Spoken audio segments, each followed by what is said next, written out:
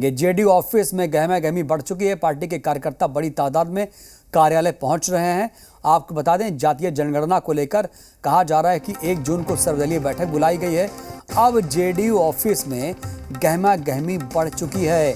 Party के कार्यकर्ता बड़ी तादाद में कार्यालय पहुंच रहे हैं। आपको बता दें, पहले तेजस्वी यादव ने कहा था कि सरकार को भी चाहिए, नीतीश सरकार को भी चाहिए कि वो जातीय जनगणना के पक्ष में कुछ बोले। और आपको बता दें, अब तारीखों की घोषणा भी कर दी गई है। 1 जून को सर्वदलीय बैठक प्रस्तावित है।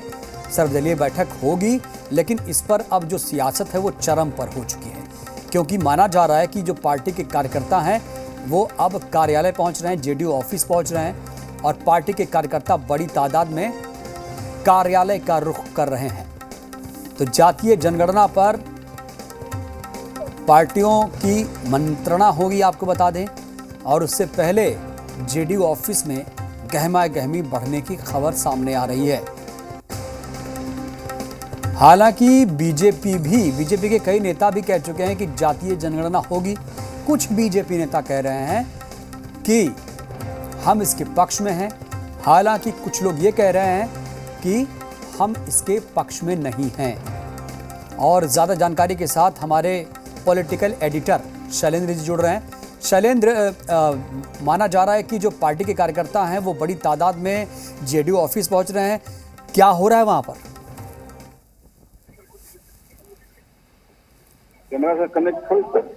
जी शैलेंद्र, हमारे बता रहे हैं हो सकता है,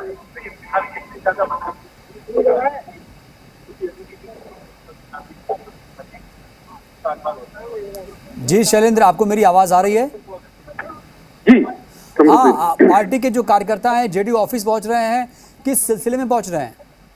देखिए, साफ तौर पे है कि अभी थोड़ी देर में जो यहाँ नाम की घोषणा होनी है, राज्यसभा के उम्मीदवार जो एक सीट जेडीयू को मिलनी है, उसी को लेकर गहमा गहमी है पार्टी के अंदर। एक तरह से कहें कि प्रदेश अध्यक्ष और जो कहें कि राष्ट्रीय अध्यक्ष दोनों पार्टी के जो कार्यालय में मौजूद है। साथ ही जो संसदीय बोर्ड के अध्यक्ष हैं उपेंद्र कुशवाहा, वो भी मौजूद हैं और तमाम समर्थक यहाँ पर मौजूद हैं, क्योंकि ये कहा जा रहा है कोई शानदार और शानदार फैसला जो है मुख्यमंत्री नीतीश कुमार ने लिया है, क्योंकि उनको अधिकृत किया गया था कि जो उम्मीदवार चुने। और साफ तौर पर अब ये निकल कर सामने आ रहा है कि कोई नया व्यक्ति उम्मीदवार हो सकता है, पार्टी का जो पुराना कार्यकर्ता है वो उम्मीदवार हो सकता है, लेकिन कौन ये होगा, क्या होगा, इस पर से पर्दा नहीं उठा है। और साथ में एक चीज और चल रही कि जब बीजेपी के जो भाजपा के उम्मीदवारों की घोषणा हो जाएगा और उसके बाद ही जेडीयू के उम्मीदवार की घोषणा की जाएगी, क्योंकि तैयारियां सब हैं यहाँ पर। लेकिन ये कहा जा रहा है कि बीजेपी की तरफ से लिस्ट जारी होगी तो उसके बाद ही जेडीयू की लिस्ट जारी होगी, लेकिन ये संकेत साफ तौर पे है कि किसी नए व्यक्ति को जो पार्टी है उसको मौका दे सकते हैं। शैलेंद्र, एक क्लू, एक सुराग तो ये भी कहता है कि अगर आज पार्टी के ऑफिस में जिस बड़े नेता के समर्थक पहुंचेंगे वही तो बनेगा उम्मीदवार। जी बिल्कुल, ये है। और लेकिन जो कार्यकर्ता भी आए हुए हैं वो विभिन्न लोगों के साथ आए हैं, उनसे हम लोगों ने बात करने की कोशिश की, लेकिन उनका वो कुछ कह नहीं रहे हैं। एक तरह से पार्टी के अंदर जो एक सस्पेंस है वो सस्पेंस बना हुआ है। और लेकिन इस बीच में गहमा गहमी यहाँ भी है और गहमा गहमी जो आरसीपी सिंह है उनके आवास पर भी है, उनके यहाँ भी गहमा गहमी चल रही है। तो दोनों तरफ गहमा गहमी का माहौल है। और ये कहेंगे कि ये जो चीजें हैं, जिस तरह के हालात बने हुए हैं, और पार्टी के नेता इसको बता रहे हैं कि यही तो हमारी पार्टी की खूबसूरती है, क्योंकि 5 सीट पर चुनाव होना है और 5 सीटों में 1 सीट जेडीयू को मिलना है, लेकिन उसके बाद भी चर्चा जो है जदयू को लेकर ही हो रही है। और यही हमारा वो है। तो क्या कहीं ना कहीं गठबंधन धर्म निभाएंगी दोनों पार्टियां? देखिए, गठबंधन साफ तौर पे है, जिसकी जितनी जो कहे कि हिस्सेदारी है उतनी जो भागीदारी है उतनी उसकी हिस्सेदारी। और जाहिर बात जितने एमएलए हैं आपसे जो इसमें जो कहे कि सदस्य होते हैं वो जाते हैं, और यही एक मतलब इसका वो है। तो ये अपने आप में साफ है कि इसमें बहुत कुछ परिवर्तन होने नहीं जा रहा, क्योंकि दो सीटों पर जो प्रत्याशी है भाजपा घोषित करेगी और राजद की तरफ से जो नामांकन है वो ऑलरेडी हो चुका है। और अब साफ तौर पर यह कहा जा रहा है कि कल ही नामांकन दोनों होंगे। देखिए, जो पार्टी के नेता हैं और हम जो नीरज कुमार वो भी बात कर रहे हैं, हम उनसे उनकी बात सुन लेते हैं कि आखिर क्या चीजें हैं, क्या कह रहे हैं। साफ तौर पर कि चर्चा का जो क्या हुआ, कोई चर्चा नहीं, लेकिन जनता में क्या होगा चलिए, तो कुल मिलाकर गहमा गहमी है। शैलेंद्र, बहुत बहुत धन्यवाद आपका। आप अपडेट देते रहिएगा, जो कुछ हलचलें होंगी वहाँ पर, जो कुछ अपडेट आपके पास आएगा दोबारा आपसे लूँगा मैं। बहुत बहुत धन्यवाद फिलहाल के लिए आपका। तो जातिगत जनगणना की बात करेंगे, जहां पर सर्वदलीय बैठक 1 जून को प्रस्तावित है।